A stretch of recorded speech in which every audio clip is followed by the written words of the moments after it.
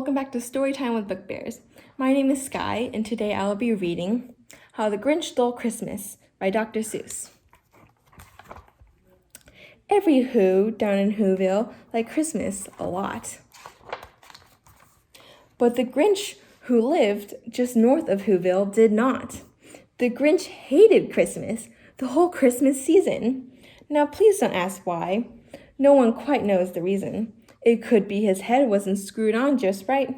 It could be, perhaps, that his shoes were too tight.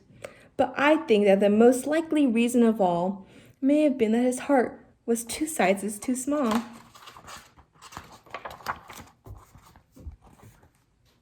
But whatever the reason, he stood there on Christmas Eve, hating the Whos, staring down from his cave with a sour, Grinchy frown at the warm, lighted windows below in their town.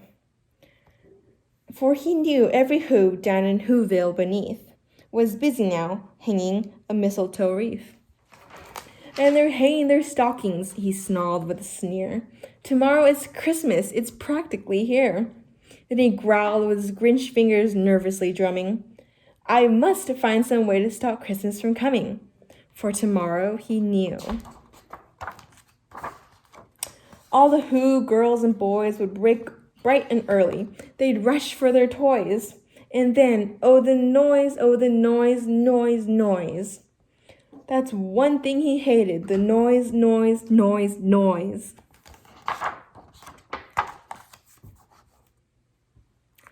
the Whos, young and old, would sit down to a feast.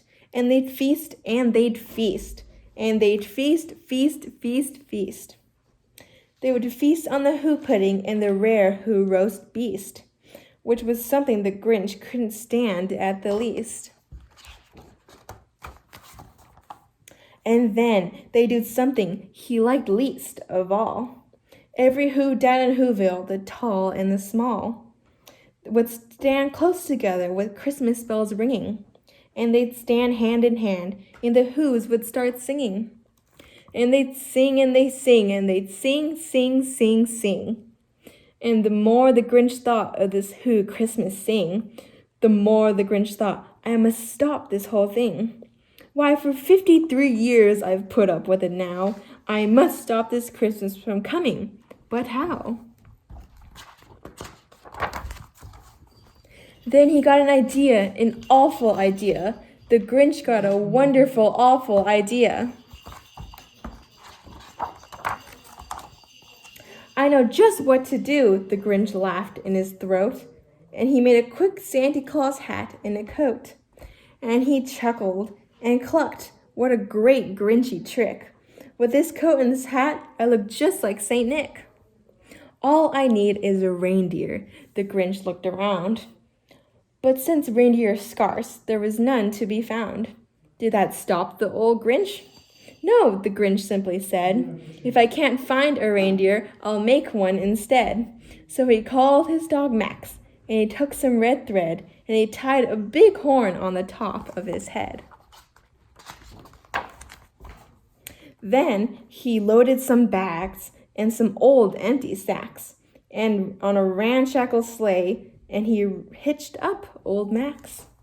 Then the Grinch said, giddy up, and the sleigh started down towards the homes where Whos lay a snooze in their town. All their windows were dark. Quiet snow filled the air, and there were Whos, and all the Whos were dreaming sweet dreams without care. When he came to the first little house on the square, this is stop number 1, the old Grinchy Claus hissed, and he climbed to the roof, empty bags in his fist. Then he slid down the chimney, a rather tight pinch. But if Santa could do it, then so could the Grinch. He got stuck only once for a moment or two. Then he stuck his head out of the fireplace flue, where the little Who stockings all hung in a row. These stockings, he grinned, are the first things to go. Then he slithered and slunk with a smile most unpleasant around the whole room, and he took every present, pop guns and bicycle, roller skates, drums, checkerboards, tricycles, popcorn, and plums. And he stuffed them in bags, and the Grinch very nimbly stuffed all the bags one by one up the chimney. Then he slunk to the icebox. He took the Who's feast. He took the Who pudding. He took the roast beast. He cleaned out that icebox as quick as a flash. Why, that Grinch even took their last can of Who hash. And he stuffed all the food up the chimney with glee. And now, grinned the Grinch, I will stuff up the tree. And the Grinch grabbed the tree and he started to shove when he heard a small sound like the coo of a dove.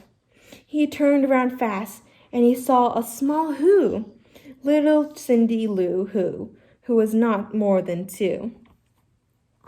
The Grinch had been caught by this tiny Who daughter who got out of bed for a cup of cold water. She stared at the Grinch and said, "Santa Claus, why? Why are you taking our Christmas tree? Why?"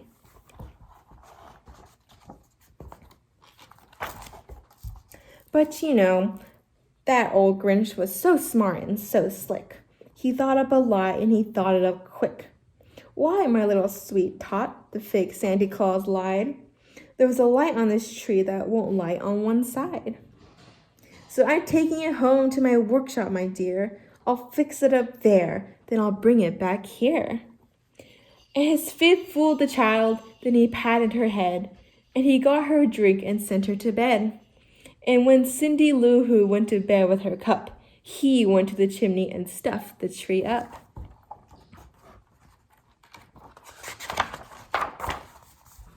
Then the last thing he took was the log for their fire. Then he went up the chimney himself, the old liar.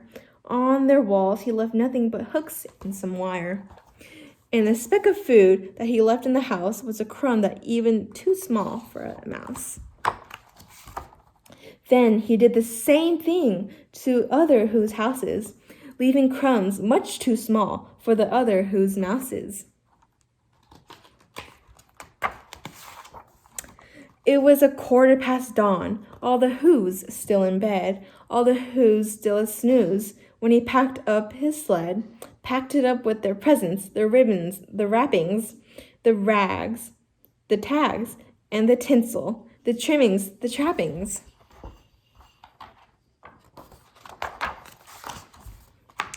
3,000 feet up the side of Mount Crumpet, he rode with his load to the tippy top to dump it. Pooh, pooh to the Who's, he was grinchiously humming. They're finding out now that no Christmas is coming. They're just waking up, I know just what they'll do. Their mouths will hang open a minute or two. Then the Who's down in Whoville will all cry, boo-hoo. "That's a noise," grinned the Grinch, "that I simply must hear." So he paused, and the Grinch put his hand to his ear. And he did hear a sound rising over the snow. It started in low, then it started to grow. But the sound wasn't sad. Why, this sounded merry. It couldn't be so, but it was merry, very. He stared down at Whoville. The Grinch popped his eyes. Then he shook. What he saw was a shocking surprise. Every Who down in Whoville, the tall and the small, was singing without any presents at all. He hadn't stopped Christmas from coming. It came. Somehow or other, it came just the same. And the Grinch, with his Grinch-ish feet ice cold in the snow, stood puzzling and puzzling. How could it be so? It came without ribbons. It came without tags. It came without packages, boxes, or bags. And he puzzled 3 hours till his puzzler was sore. Then the Grinch thought of something he hadn't before. Maybe Christmas, he thought, doesn't come from a store. Maybe Christmas, perhaps, means a little bit more. And what happened then? Well, in Whoville they say that the Grinch's small heart grew 3 times that day. And the minute his heart didn't feel quite so tight, He whizzed with his load through the bright morning light, and he brought back the toys and the food for the feast. And he himself, the Grinch, carved the roast beef.